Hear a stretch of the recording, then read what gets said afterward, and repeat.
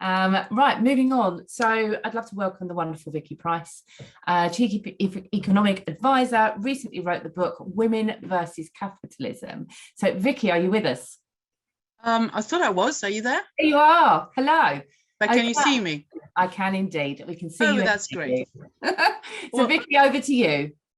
Well, tell us a little bit about yourself and about the book.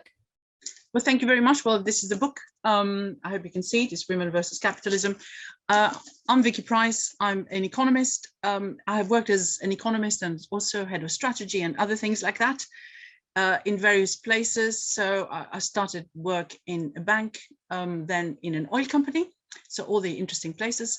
Then became a partner at KPMG and then joined the government, where I was Director General in one government department and also joint head of the government economic service. And for the last 10 years, I'd say, I've been back in the private sector working on various boards, but also as chief economic advisor in a consultancy firm. And I also do a lot of teaching. So we were talking a lot about online and earlier and the types of meetings we're all having. I have to say that for me, it's been absolutely amazing that I've been able to teach in various universities from my study, which you can probably see also pictured in the little frame that I've got for today. But I'm delighted to have been asked to say a few words about my book in particular, but also the way that I look at women's participation in the workforce. I have to immediately say that I have children myself, and I have 5 of them, and I have worked through those 5.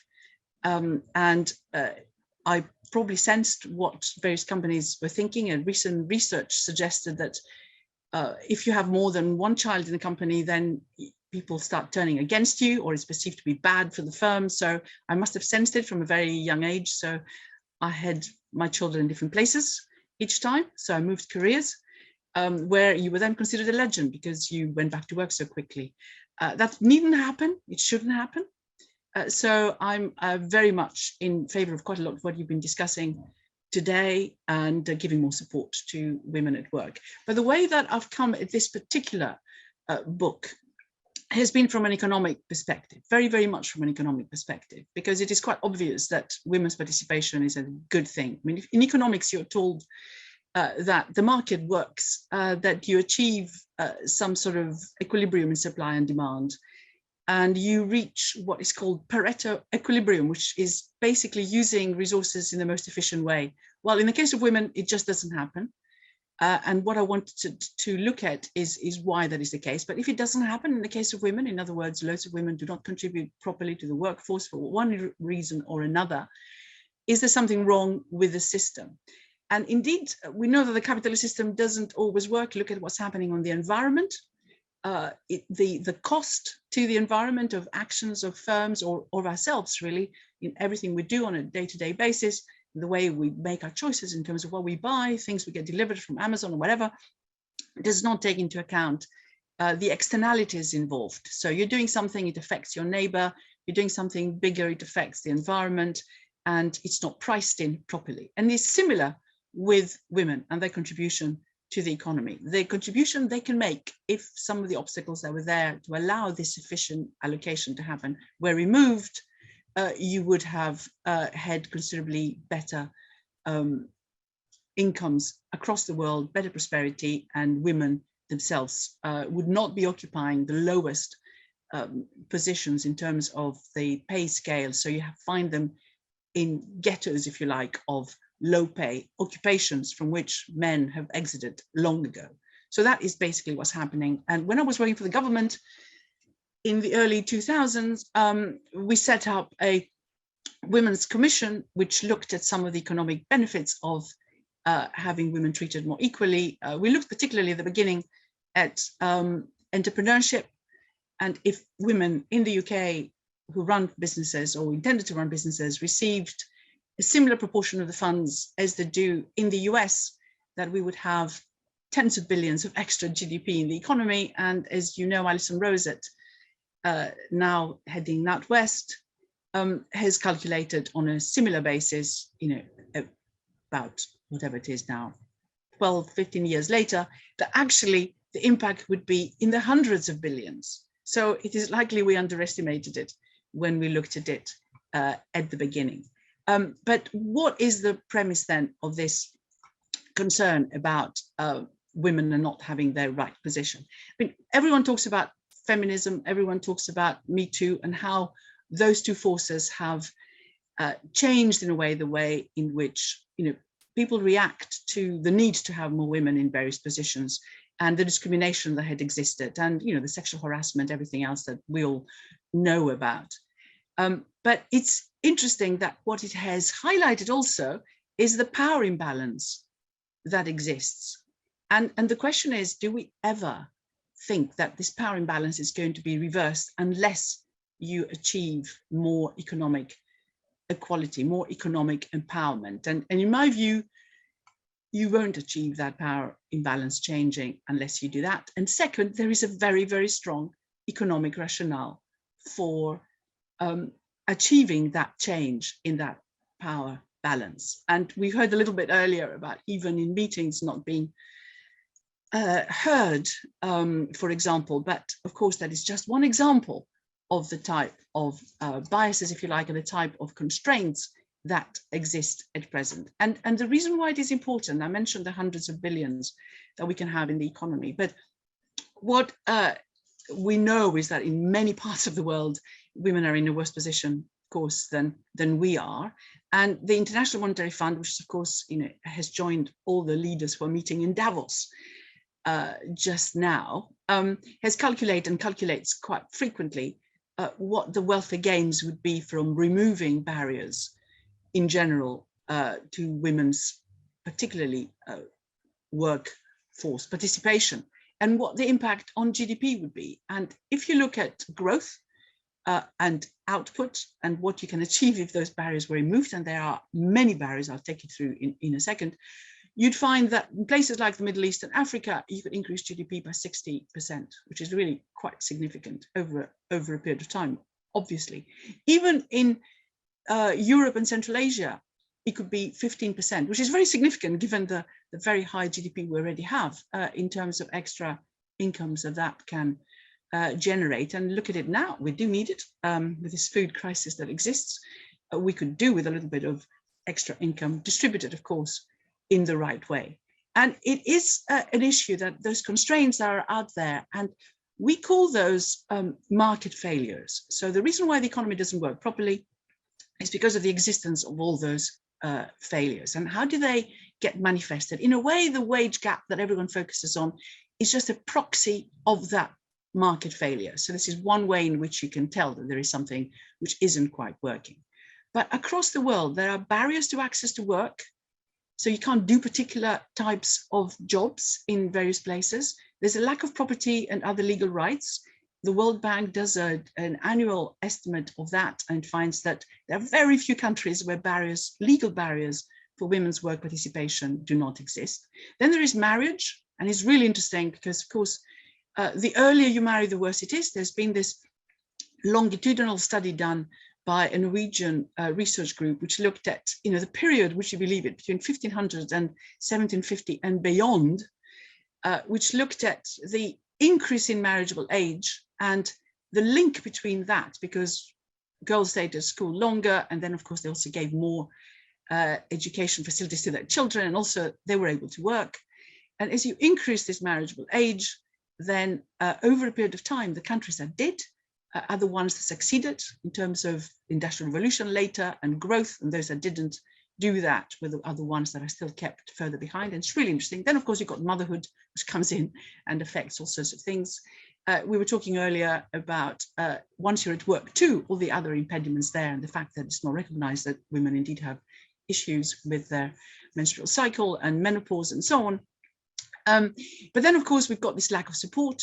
That's another market failure. If the money doesn't come to companies that can really succeed, then that's an issue.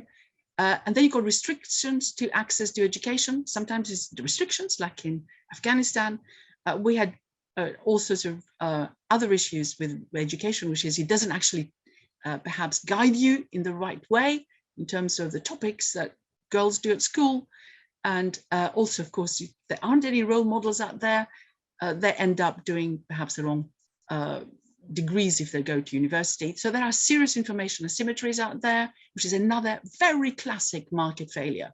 And I'm focusing on market failures because those are the areas where the system isn't going to clear it by itself unless we try very hard, unless there is naming and shaming and so on.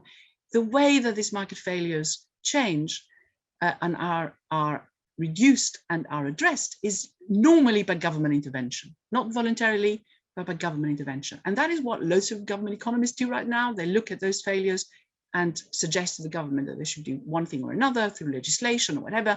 And we talked about the employment law before, which hasn't been coming through. That's a big, big issue, of course, for women, but also, of course, for all the people who are working in insecure jobs right now, of which many, of course, are women.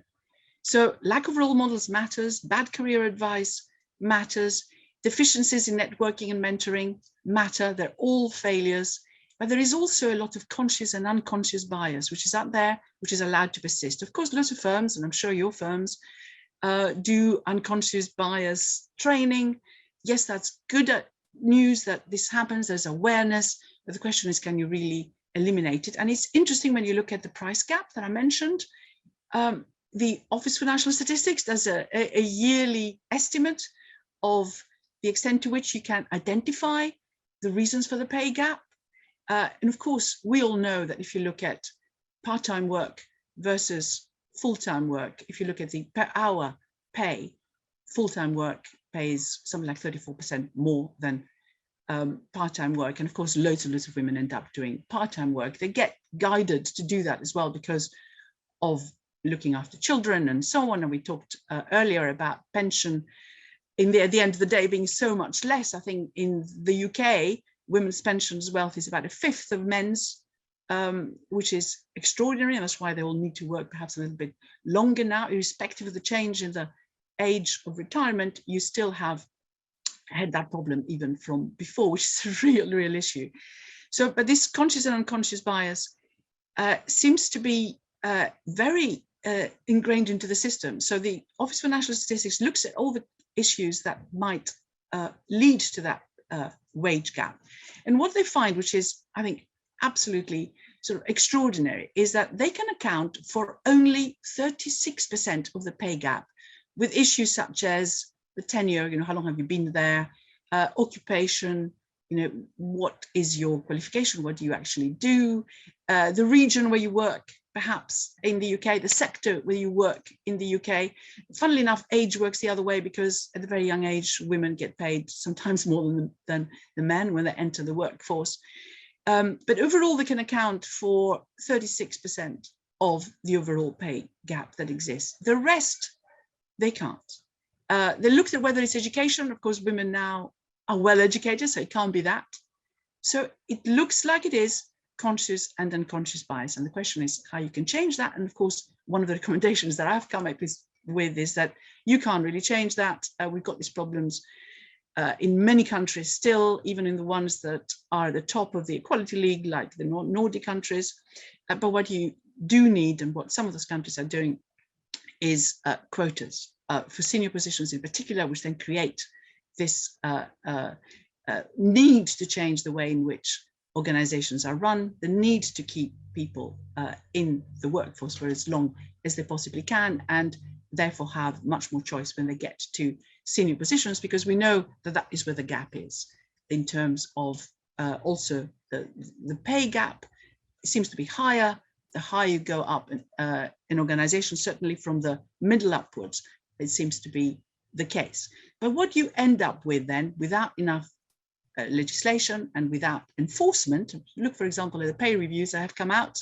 Probably a number of the firms that are represented today had to produce those.